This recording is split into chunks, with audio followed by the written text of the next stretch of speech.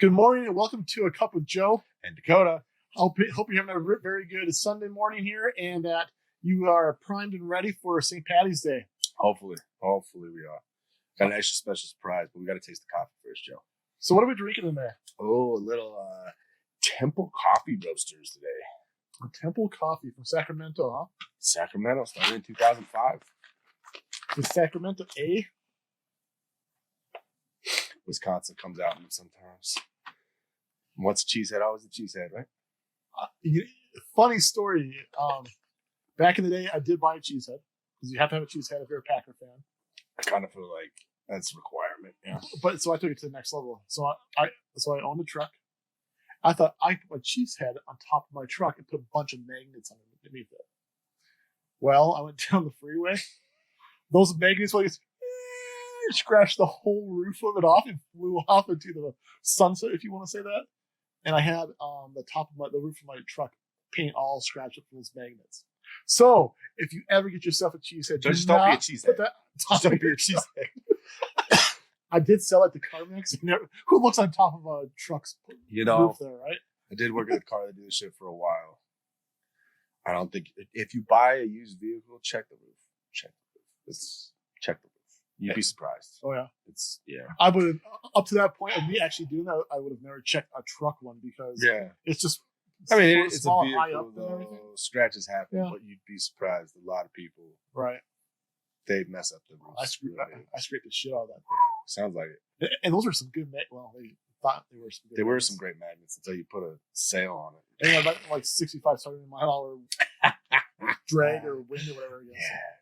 But back to the coffee. Anyway, coffee here, ladies and gentlemen. So we got a pluot honey and cashew tasting notes, is what they say. Now, what a pluot yeah, what's a pluot? Is a plum and an apricot or apricot, however you want to talk. If you say bag, we're not going to judge you. It's an apricot. I may judge you if you say bag, but it's an apricot. It's an apricot. So anyway, is there an app for that too? I have no idea. I'm just trying to be. You got me, Joe. Anyway, apparently that's a pluot. Is a mix between an apricot and a plum. Okay. I have no idea. Granted, I have no idea what that tastes like. Out of the pluot honey and cashew notes out of this coffee, I only get cashew. And honestly, Joe, I don't know if I can recommend this cup unless your coffee top deal, this is what I like, is a nut flavor. It's just not my cup of Joe. I think it's even better explained if you're a type of person that likes acidity like me, and you like a berry or fruit and like chocolates, like those chocolate notes. If you're that type of person that predominantly likes those flavors, you may not like this one. Yeah. But if you're a person who likes the nuts and the honey like that, this is definitely for you. It's a very clean. Yeah, I mean, brew. It's just the flavor profiles are just not our cup of Joe. It's not our cup of Joe, Joe. But we're still going to drink it. Yeah, I mean, it's coffee. Yeah. You got to drink coffee. I mean, it's the morning. You got to drink coffee. I mean, well, I think, if we come back around or when we come back around to California. It is a big state. And there's a lot of different coffee roasters. Yeah, we'll have to try a different brew there or bean, a mixture. Not a different bag? Hey, don't beg me for a bag. Yeah. Yeah, some people I would work on English still. If there's country grammar over here. I can't hear you. Sorry. But I would for sure be open to a different coffee bean. Okay. From these good old folks at Temple Roasters. But yeah, this cup, I mean, I think we both talked about it, like you said earlier. There's the dark chocolate notes, the more of the berry notes. Mm-hmm. And the less acidic is the side I'm on. You like the more acidic, right? But this one doesn't. It kind of jumps over all that for us. It is a very clean tasting. They're doing a great thing over there at Temple Roasters, but it's just not my cup of Joe. And one thing that they're doing right that most of the roasters that we review, if you want to call us a review, I would say we're a review. I say it's an honest review because we're not experts in it. Yeah, I mean, I'm as dumb as you can get when it comes to coffee. You know what I mean? I'm just drinking it. I just show up every morning and drink it. Here we are. But they are really believers in farm to cup. and they really source and really Mm-hmm. kind of really go to the far reaches of the coffee bean land, if you want to call it that. Like in Mexico, where this one originates from, it is really in the far reaches of Mexico to pull these out. So it's called Villa Alta. Was it Oaxaca? I'm probably saying it completely wrong. I think it's an 8. I don't. I mean, the X could be silent, the O could be silent. There we go. That's the coffee we're drinking today, ladies and gentlemen. Siri, where are you? Oh, I shouldn't say that. Oh shoot! Now Siri just. There's a lot of iPhones, Apple products Yeah, going on there, so don't say that S word, okay? But they have a cool process. The cool process is that it takes about 2 hours to basically depulp and get these cherries ready. It takes about 14 hours to 20 days to dry it out and get ready for consumption or transport to your local roaster. And which I didn't even know you could dry out. First off, I'm gonna really show my dumbness when it comes to coffee. I had no idea it was a cherry. Oh, yeah? No idea on that one. And 2, you can dry it for 14 hours to 20 days. That's like, I couldn't even, to that extent, I could not tell you that much information about coffee, let alone where in the spectrum I prefer. And now you know. But now I know. So now I might be looking at this a little more. I might be able to review it a little better for you, ladies and gentlemen. And no one's half the battle. Hey, I mean, you got to learn something new every day, right? So the cashew is very dominant. They said that you get the honey and was it plute? You said a plot? Plot. Well, anyways, you only get cashew. The plum and the apricot combined had a pluot. Okay. It's just like the waffle I just got from Costco. Croissant waffle, ladies and gentlemen, life changing if you haven't had one. But I will say one thing I do like about this coffee, Joe, is it says here that the finish is silky, and I would say I agree with that 100%. Like it coats your mouth very nicely. It doesn't really. There's not really a spot in your mouth where it kind of just sits and is uncomfortable, right? Or it sits and you're like, I don't want to taste this anymore. Sure. It is an all around coats your mouth. I wish all coffees did that because I feel like that we've drank a couple, Joe, that sit on either the back of my tongue, the front of my tongue, and I'm just like, I don't want to taste this. The rest of the day, I gotta go through the day, and it's like, this one I have a strong feeling that it's gonna dissipate throughout the day. You're not gonna have that super strong coffee breath. Mm-hmm. I will say that about these guys. It's got that silky finish on the mouth, which I do enjoy. Okay, cool. Well, yeah. So that's our take on Temple coffee roasters. Don't say it too fast. They're Villa Alta Oaxaca. Temple roasters. If you like nuttier coffees, it's the one to go for, ladies and gentlemen. Not my cup of Joe, but Joe. Yep. Today is St. Patrick's Day. It is St. Patrick's Day. Irish, not Scottish. Uh-huh. You're not wearing green.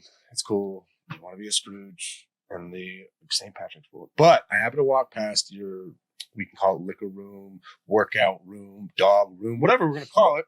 And I happen to see one of the biggest bottles of Jameson I have ever seen in my entire life. And Joe, are you going to drink this?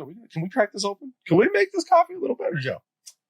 I think just that sacrifice we need to make. Okay.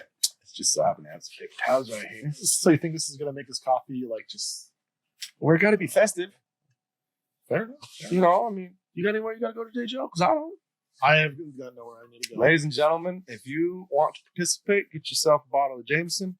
Doesn't have to be the God amount this one is. So this is the Kirkland. But twist top. No. Let's see what Dakota shot looks like. Like someone else was there. In 3 shots, they filled like a 16 ounce. Here we go, 3 shots here. Okay, let's see if I can do this without spilling. 2001, 2002, 2003, 2004. Bam. There we go. So let's see if we can make this coffee. 2001, 2002, 2003, 2004. There you go. Bam. All right. For both over 21, please do not drink unless you are over 21. I believe it's 18 in some other countries. So if you're watching this in another country, but Well, we're just going 21. here in America, just that's 21 or over. Me and Joe are both 21 or over. Cheers. So. Cheers to all you out there. If you decide to get extra festive here. I'm the younger one here. Yeah, definitely. It gives a little bit more acid to it. I would say acid, but I don't know how you would explain it. But I could get behind that. Well, I can always get behind Jameson. I mean, I always get behind Jameson. I mean, Joe, we got this Bow Street right here. If you're feeling crazy, No, not today. okay, one of one in the collection. I get it. Hey, so you mentioned earlier that you didn't know that coffee was cherries. I genuinely had no idea. But do you know how coffee was founded? By goats eating cherries or berries. Coffee was found by goats in the 15th century. Basically, shepherd or whatnot's out there with his goats. Goats kind of get their grub on and kind of get a little bit fidgety and kind of wound up. And shepherd goes over there and be like, "Where was this at, Joe?" I don't know, somewhere in. It was in the States. You're killing me. It was in Ethiopia. Sometimes you worry me, Joe. It was in Ethiopia. You worry me sometimes. Ethiopia. What was his name? What was the? Kaladi. I thought I had him there. Sorry, guys. Just rolls off the tongue. Kaladi. Wait, so he saw goats. He saw goats. Getting hyped up off of some cherries, huh? Yep. And then he's like, "I need me some." So he sort of popped some. And then after he got his high, he told everybody about it. And apparently, once he told everybody about it, it went to the churches or the monks. And then it went to like churches by the 17th century. Coffee was starting to spread, or the idea of coffee was starting to spread. They started making their own coffee like brews. And that was extra special now, though, Joe. This you get behind it. Always. But yeah, so this is how coffee was founded by from goats. Potentially a person named Dakota, not knowing that coffee was made of cherries. I want to know. Maybe this is an ancestral thing. I want to know the sick dude or woman. I'm not gonna. But who decided to dry it out and then roast it, and found out that somehow changed the flavor. Well, what is a regular coffee cherry, the berry? What does it taste like, Joe? Do you know? Have you ever had it? It's very, very bitter. Imagine, very, very, very bitter. Like, like I wouldn't say quite sour, but very bitter. Okay. So my wife has family who lives in Hawaii, and they have Kona out there, Kona coffee, and they have a nice. One of her relatives has a nice property out there, and they have some bean trees or cherry trees, whatever you want to call it, nearby. And I tried it. Huh? Like I wouldn't eat more than a bite. Like I just feel like you weren't gulping it up and just eating the shit ton. No, I think my stomach would just be destroyed, dude. Oh, just destroyed. Interesting. But but the thing is, how did that the evolution happen? Did they just start like boiling them, or did they eat them and they accidentally like, hey, we're gonna start cooking with them, and they kind of just super intrigued to find that out. But that's crazy. From goats? Yeah. Who would have thought? Yeah. Who would have thought, man? Some of the greatest things were not founded by man. They're founded by animals. Goats. Rabbits. Frogs. Rabbits, frogs? No, goats. Unless you're looking at the moon. If you're one of those people. Well, I've never seen it before. So Dakota's been around a little bit longer than me. And all the moons that he has looked at, he never really thought about, hey, there could be a picture or a silhouette of some kind of object or thing up there, like the man in the moon. I've never heard that in my entire life, Joe. That must be a Midwest thing. So one thing I didn't hear about was the rabbit in the moon, then the lady in the moon, then the princess in the moon, and what was it, the toad in the moon? The toad that turned into a princess in the moon. Blew my mind when we were talking about this earlier before the video started. You were telling me about man on the moon. I had never in my entire life heard of that before. That terminology. No. Apparently your parents loved you at night and would tell you crazy stories about the moon. Mine told me crazy stories, but nothing about it. They told you don't go outside because the moon's out. Probably. Yeah, so it says on here, some cultures don't see a man at all, but instead a woman, like the New Zealand Maori. A legend of Maori. Sure.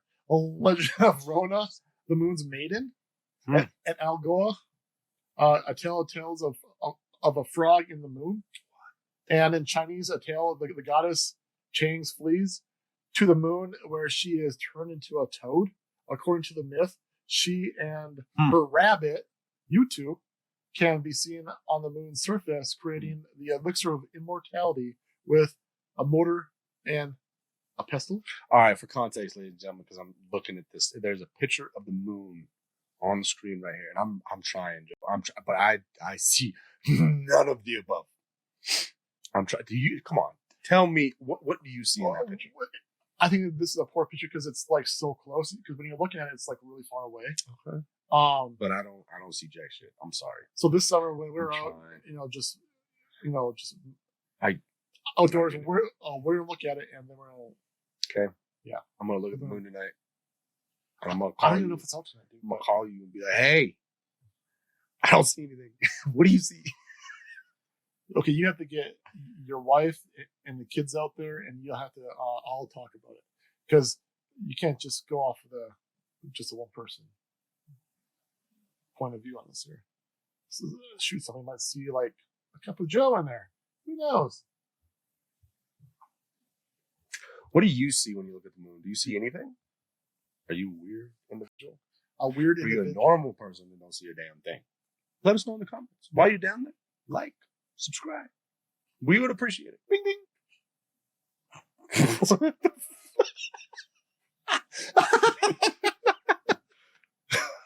What the hell was that? Oh, I didn't do it. Oh, wait. Oh, now we just look stupid. Okay. Anyway. For context, Joe did the double thumbs up, and there was fireworks behind us. Well, I think this is going to show on the thing here. No, well, I hope so, because we both look really weird if it doesn't. Because you want to try one more time, Joe? Just for ding ding. Oh, there we go. All right. Anyway, that was exciting. That's going to be a new feature on this program that surprises me every week that I use this thing. Okay. All right. Hopefully that shows, ladies and gentlemen. Again, though, Joe did the double thumbs up. Nope, not going to do it. Oh, did it. Fireworks are behind us. Anyway, if you don't see it, it did it. I swear. Scouts on it. Anyway. So you may have a man in the moon, but you don't have a man with a beard in the moon. That would be a lot cooler. That'd be a lot cooler. Maybe if I scroll back up, maybe if I squint, I can see a man with a beard on the moon. But there's this man in Ukraine. He's a crazy mofo. Oh my God. Who breaks records with his beard, teeth, and neck. He takes the I don't know if the dude drinks. I'm gonna just takes hold my beard to a whole new level. Yeah, Dimitriel, I'm gonna go with it. From the Ukraine.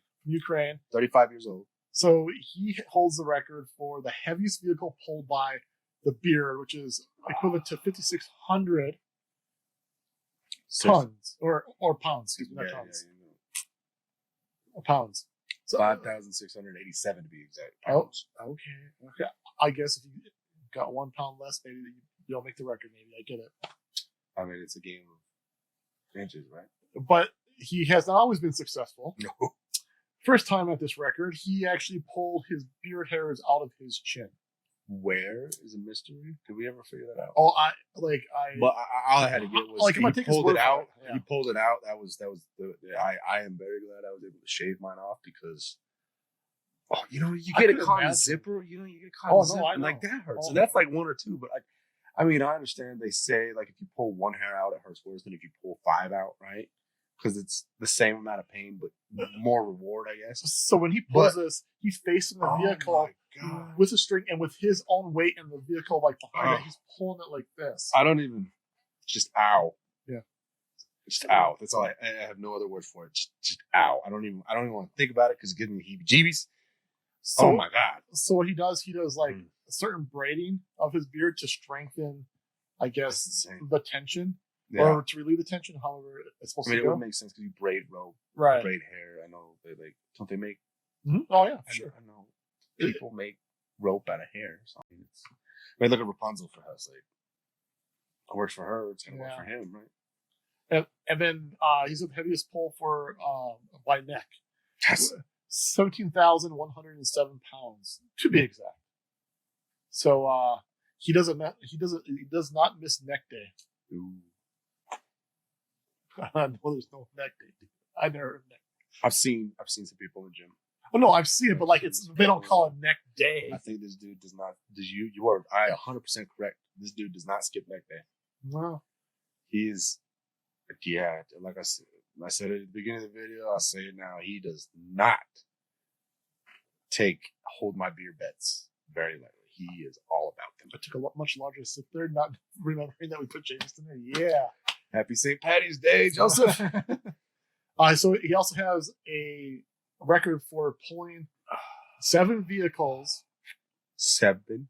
By his teeth, the rope and teeth, and he had to pull all of them at least 5 meters to have a legit. That he broke the record or made the record, one of the two. Damn. So, yeah, it's very interesting. It's interesting what some people do on their off time. Yeah. Don't mess with this dude. No. He's definitely one that I would lose my money to if you were to dare him. How would you get? Watch me pull that truck with my teeth. I'd be like, I can do it with my beard too. I'd be like, bullshit. Boy, would I be wrong. That's scary, man. Yeah, so we thought this was pretty cool. We'd like to add a beard segment in here. Oh, and for sure, this is kind of off the wall and quite different than normal. Oh, hey, wait. Yeah. Hold on. There we go. It also says he holds the 4th record here. Oh, 4th record. The fastest 30-meter car pull with his teeth in 15.63 seconds, Joe. He's hustling. He's damn near sprinting. What else happens fast, Joe? So that we're going to talk about. Oh, the how should I phrase it? What happens fast is the British Empire annihilating a smaller foe. So something like that. If you're Zanzibar, you know exactly what I'm talking about. Back in 1896. Back in the day. Back in 1896, there was a poor unfortunate soul that tried to mess with the British Empire. Khalid. Let's see here. What's his name? I'm sorry, ladies and gentlemen. I'm totally screwing this up. Where did it go? I just read it. Oh, Khalid bin Bargash. I'm still searching for it here. Right here. Khalid bin Bargash? Sure. Bargash. Anyway, this poor man. Mm-hmm. What was he? The emperor? Yeah, the emperor of Zanzibar. Zanzibar, yeah. This guy decided to tell the British Empire to shove it. Yep, go pound sand, you evil empire. And the empire struck back. Empire definitely did strike back. They decided to bombard the palace. Yep. That Mr. Barbagash was in. And what started at 8 o'clock in the morning, 8:30 in the morning, by 9 o'clock it was over. And I do like how on here they specifically say 9:02 a.m. Like somebody back in 1896 was like, 9:02. Anyway, but essentially that is how the shortest war ever happened. 38 minutes is the duration of this war, Joe. Yep. Sometimes it doesn't pay to pick on the big guy. Yeah. I mean, so you got to stand up to the bullies. But you got to pick your time and place. But you got to pick your time and place. If you're little tiny Zanzibar and you're picking on the British Empire, I will suggest you not. I got 3,000 fighters, and they're like, yeah, we got legions. We are legion. Yeah. We are legion. Yeah. That's sometimes we make mistakes. Sometimes we go down. I mean, in the history books, he's got Mr. Barbagash or Bargash. Yeah. Barghsh. So feel free to correct my saying. The part that I like is how when he was escaping, like out the back door. He's kind of like, tell him, hey, put the surrender flag up. I'm going through the back door. Yeah, it's not the most prestigious way to end the war, nope. but Yeah, that's how the shortest war ever happened. 38 minutes. And just like how some wars can begin and end in a flash, our next See segment, what you did there, Joe. I see what you did there. Flash. So I was toying back around with this one, Okay. Joe, and I went back and forth on this, and I wanted to put it in, but I also didn't, and I didn't want to, I didn't want to promote it because it wasn't a great thing. America did, but it was. I read one specific thing, and I'll get that later on in the article, or later on when we're talking about this. But a wristwatch. Okay. So more specifically, the band is now gone on the watch, but it is only the timepiece. Yeah, it's the timepiece. It just sold the timepiece here. So we're talking this part of the watch, ladies and gentlemen. Sold for $31,113 at auction. It's a piece of history now. I like I said, I'll get to that later on in our discussion here, Joe. But I thought it was super intriguing due to the fact that, an atomic bomb hit, essentially vaporized anything in its way. Right. And this watch encapsulates the exact time this thing went off. What time was because, that? seconds. And we saw, we were making fun of the 902 for the war, the shortest war here. Right. But this is a watch that is stopped at the exact time of 8:15 a.m. Oh wow! Yeah, that's crazy. It was, in reading this article, it wasn't so much about it being from Hiroshima, it being, a watch, like, oh, this is part of, it was more so stating that, here, let me just read verbatim what this gentleman said. Mr. Bobby Livingston is the executive vice president of R&R Auction, which is the auction house this was sold through, right? Yep. And his exact words were, this wristwatch, for instance, marks the exact moment in time when history changed forever. Right. Now, this one, there's no denying that. No. Like, once that happened, there's no going back. And it is quite frankly encapsulated forever on that wristwatch. And, it looks like it was picked up by a British soldier that was sent there to clean up, I guess you could say. It says provide aid, but I don't know what aid would be to be provided at that point. But saw this wristwatch and had the forethought to pick it up, and really truly is a piece of history, I'm not sure if you've seen some of those shows on History Channel, I believe on History Channel, where they talk about the different like ages of war. Okay. Just like how they went from like bronze to the iron. I think went from bronze to iron. How, if you were fighting with bronze with a guy that has iron weapons, you were insignificant. Yeah. This was a forever changing thing in warfare, in living, in protection, everything in between. This is one of those very important, yet very brutal encounters in human history. That is really cool as far as it being captured on this watch and being a kind of a capsule. Yeah, it definitely. I think you said it when we were talking about it earlier before we started the recording here, but it's definitely something to. You don't want to repeat history, right? And this helps remind everybody that the consequences. This wasn't a great time in the world, and hopefully we'll never have to go back to this. Yeah. And having a reminder of that, I feel is good for the world at least. I mean, the British soldier could have easily been like, oh, whatever, and just whatever. But had the forethought, and I don't think at the time he's thinking, oh, this is changing history forever, right? But had the forethought to be like, holy shit, there's this watch that's somehow survived this blast. Right. I'm gonna put, like I said, it's a time capsule. It really is. Like a stamp on history, right there. It's quite literally a time stamp in history. Right. So cool read, cool find, cool discussion. I think those are just some of the ones that we just don't Yeah. hear enough about to give you, a Mhm. sense of your morality. Or Yeah, no, you know. we're all human. We all make mistakes. We all have to go through things, and I think that's a good reminder that yeah. Oh, so the other day, somebody said that you went to go chasing waterfalls. Got a pretty rock solid argument on this one, Joe. The world's Rock solid, lock and key. All right, let's hear it. This guy. So, did you know the largest waterfall is under the ocean, Joe? Prove it. So, excuse me, between Greenland and Iceland. See how you just perked up right there?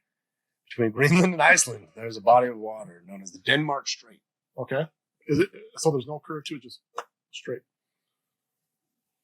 Okay. Now continue. More specifically, the Denmark Strait cataract, which definition of cataract for you, ladies and gentlemen, is, I was just looking at it, is a type of powerful flowing waterfall. Okay. Now, this is caused between current that is hot water or warm water and cold water running into each other, and the cold water saying, I'm getting the hell out of here, and going straight down. Specifically, 11,500 feet to the seafloor. Downward current. Constant downward current.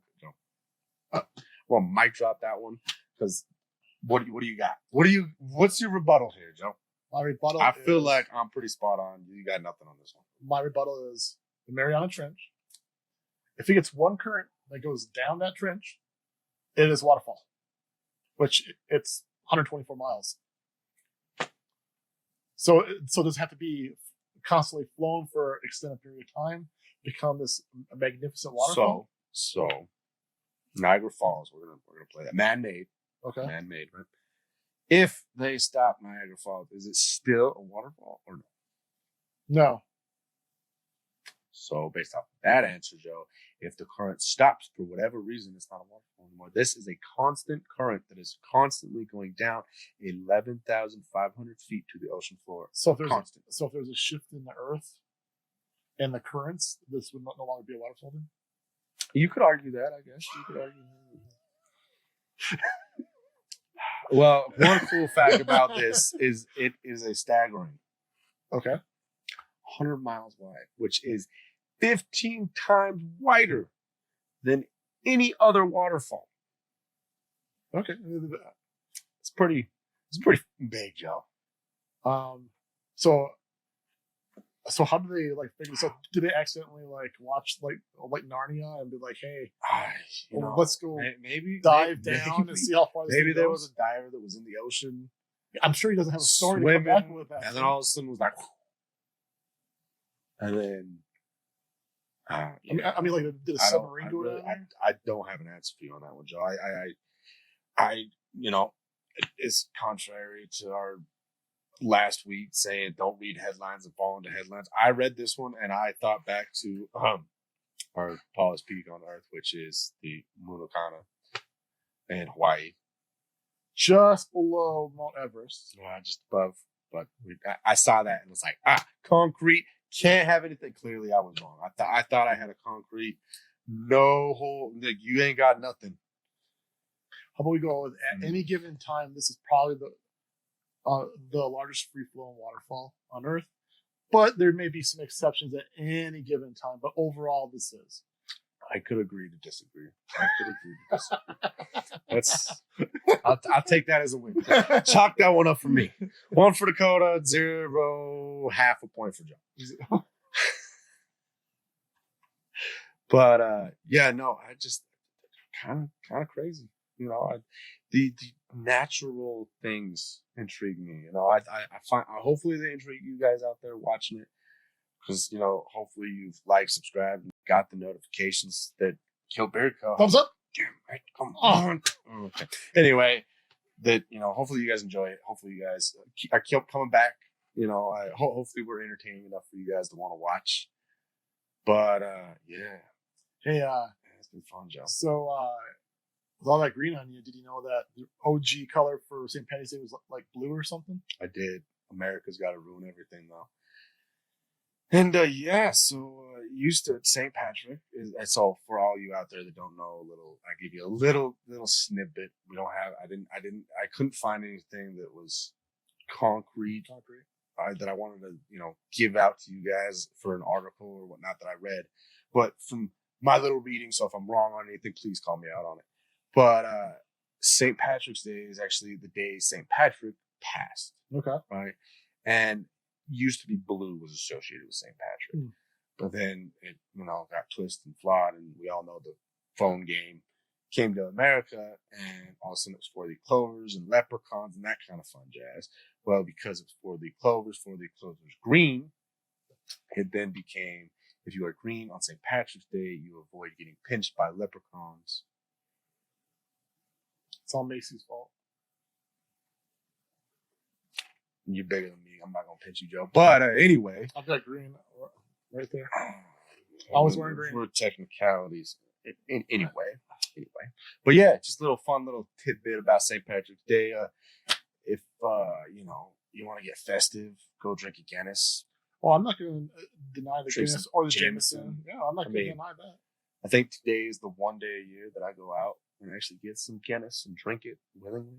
A little black and tan? Well, can't go wrong with a good black and tan. I mean, granted, the best kind of beer is the free one. But we go in the late hours and do some car bombs. I mean, we can get crazy, Joe. We can get crazy. I haven't done that in a long time, though. Yeah. They were good. I didn't even drink. Like most people. You got the Jameson. I got the Baileys. We can go get some Guinness. I actually got some Guinness. Ladies and gentlemen, we might be doing car bombs tonight. It might be a long day. You start your day off with a festive sip of Jameson and some Temple Roasters. Mm-hmm. Like I said, 21 and older here. Please drink responsibly. Be over 20. But nonetheless, have a great week. Have an amazing St. Patty's Day. Be safe out there. Corned beef and cabbage. Corned beef and cabbage. Please. Before you go out tonight. Please. You say that extra. What you do, you sprinkle it in the pan, chop up some veggies, throw it in there, and make yourself a hash. Oh, Joe. Yeah, it's good stuff. Yeah, it's legit. Joe, you just changed my life. Forget that canned shit. This is legit. That sounds... So just chop it. So I put onion. Okay. Because you want a grilled onion. You want raw onion. Yeah. A grilled onion. Mm-hmm. If we have it, a sweet potato and a Yukon Gold. Okay. And then you just shred it or just chop it up? I'll just chop it up. Okay. I'll find out that you're not going to be having chunks of pepper like that. Yeah. And then I would also... The potato. Oh, the potato as fine as you can. Okay. I would do dice, but as small as you can. Okay. And then, because it's going to cook quicker too. Because I'm sold. I'm doing it. And then pepper. Mm-hmm. And I usually like to put like a spicy sauce or something like that with it. Okay. But cook yourself a sunny side up egg. Crack it over that thing. Let it run off on there. I'm gonna need that. I'm gonna need that tomorrow morning. It's gonna be the best pick you up from St. Patty's Day. I'm thinking I'm gonna need that after tonight. It's good stuff. We're gonna party tonight, ladies and gentlemen. Hey, have some corned beef hash tomorrow morning. I was like, you'll thank me Monday morning. So it's gonna be great. But Monday morning pick me up. Yeah. Anyways, I'm thinking about it right now. So. Woo! I'm getting distracted. All right. Should we end this, Joe? Yep. You got anything else? I have nothing else. Comment, like, subscribe. If you need some of the best beard oil ever known to man. Biased. Oh, you know what, Joe? Let's just it's St. Patrick's Day. Wrong side of the tracks, but get yourself a bottle of Highland. A little Scottish on our Irish Day here. Best beard oil you can buy. You can make your own bundles now on Kilt Beard Co., right, Joe? Yeah, so we now have a build your own 4-pack 1-ounce bottles. So for a great price, and you are going to love. And you can go between our heritage collection and our core collection. Oh, okay. So it's pretty exciting. It gives you more flexibility to just basically build the best beard routine that you can for you. So do it. Get your bottle, ladies and gentlemen. Ladies, get it for your husband, or unless you're a whiskerina. Hell, get it for you. I mean, smell good while you got that crazy beard on. Let's do it. And then you guys out there, make sure you ask your wives for it. It's worth it. Or just go get your bottle. It's some of the best stuff you'll ever use. I'm biased. I even use it in my mustache. So before I put this mustache wax in. So just real quick, and this just came up the other day. Just a fun little thing here, guys. So a person who visited us at the expo a couple weeks ago. Oh, a few okay. weeks ago. There was a lot of you guys, so I'm not gonna use his name because I didn't ask permission to use his name. we appreciate you. But he said, "Hello, I got some of your beard oil and beard butter, the best damn beard butter, by the way, at the Off-Road Expo, and I want to say it's some of the best stuff I've ever used. Keep up the good work." So, you know, still a small company, but we're making a big splash on, you know, many people's lives for their beards, and it's just a matter of time that it really just hits full sales and it takes off. So some of the best stuff you use. Yeah, it's good stuff. Couldn't say enough good things about it. But anyway, comment, like, subscribe, hit the little notification bell if you want to see our beautiful faces every Friday. Sorry. Wow. He does Friday. I do Sunday with him. This is You're good. This is fun, guys. Yeah. Okay, it's almost an hour. We gotta say goodbye. So have a good day, and thanks for chilling with a cup of Joe And Dakota. Bye now. Cheers, everybody. Go chasing I did waterfalls. the same thing you did earlier in the video. Took a big old swing. How you doing? You guys good? I'm great. Joe started it. Yeah. Contrary to popular belief on your little video here. We didn't start the fire. It was always burning since the world's been turning. Hey, you bring the coffee bag down? You had one job. You had it in your hand. I got more. You held it in your hand. Well, that was before you started talking shit. I had to get back. All I said is you wear more green.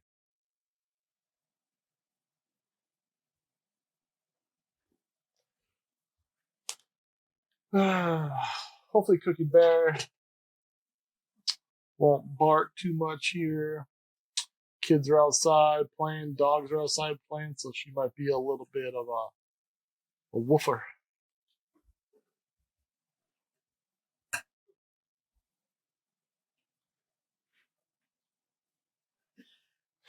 Dude, it's funny. So Kira's friend, that's put a swap out a watch and everything, but I kept this one on. I was going to go into the anniversary watch. Get crazy. The whole Submariner. Yes. Kermit. It's a good one. Yeah. It's one of those watches. But it's still probably the watch that if I had to get rid of every watch I own and keep one, that'd be the one that I'd keep. Because before I got it, I wanted it like for 12, 15 years before I got it. Gonna be 2 cups of coffee. Yeah, it's just I'll just be hanging out with Jameson down here and going through this. I mean, I'll gladly come hang out with you and Jameson if you want. You can, you need a buddy. You can if you want. I mean, I'm always up. I'm not opening up that Jameson though. Oh, you may not have to, but I'll gladly open it. You don't have to open it. If you could find another one. I mean, I can. I don't need to find another. I can just open that one. It's cool, Joe. I don't think you're understanding what you may not be able to, but I will gladly open. I only have one of those. That's cool. I mean, I don't have any of them. That's why I'm first fine with opening that one.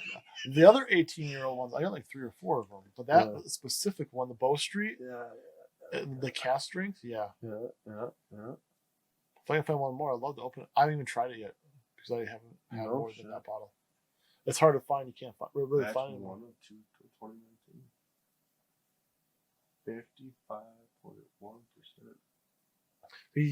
Those two are almost the same percentage. Oh, that one's 51. I thought that one was more.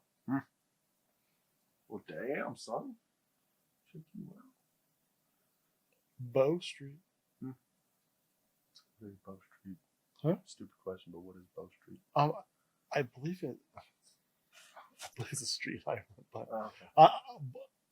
I believe it's like what's the other street in? There's another one. Yeah, that one. No, they have a bunch of famous bars on it. Bourbon Street. No, in Ireland. No, I've been there, done that. Well. It's not Carnival. It's. Okay, now I'm gonna. Oh boy. Famous street. I'm getting some offers on some bows. Well, Funko Pops right now. Trying 2 collections, It collections, and then The Conjuring. That's where I'm focusing on right now because there's too many of them out there. So focus on. Really? You don't say there's too many of them out I there. think it begins with an S. Famous streets in Ireland. But yeah, no, I'm with you.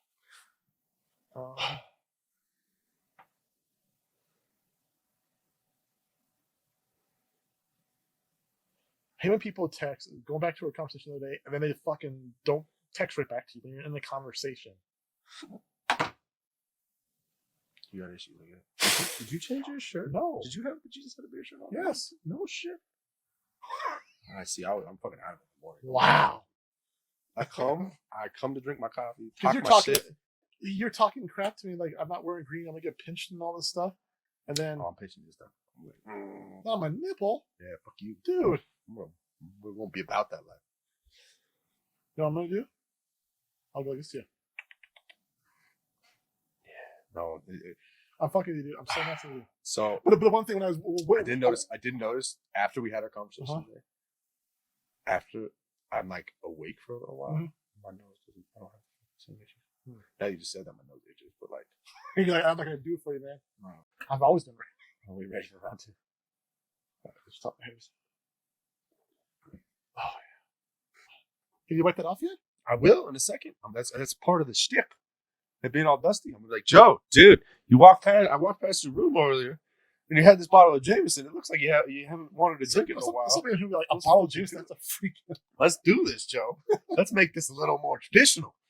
I mean, we got Irish whiskey. Today happens to be an Irish day. You know, I was thinking, we both have a sleeve on our left arm. Yeah. If one had a right one and a left one could be over here. Right, yeah. Here. So hurry up and get your right one tattooed, because Lord knows I don't got money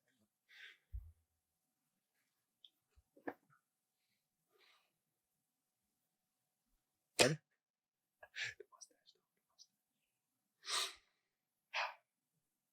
Ready? Hello and what? What? I couldn't. I'm sorry.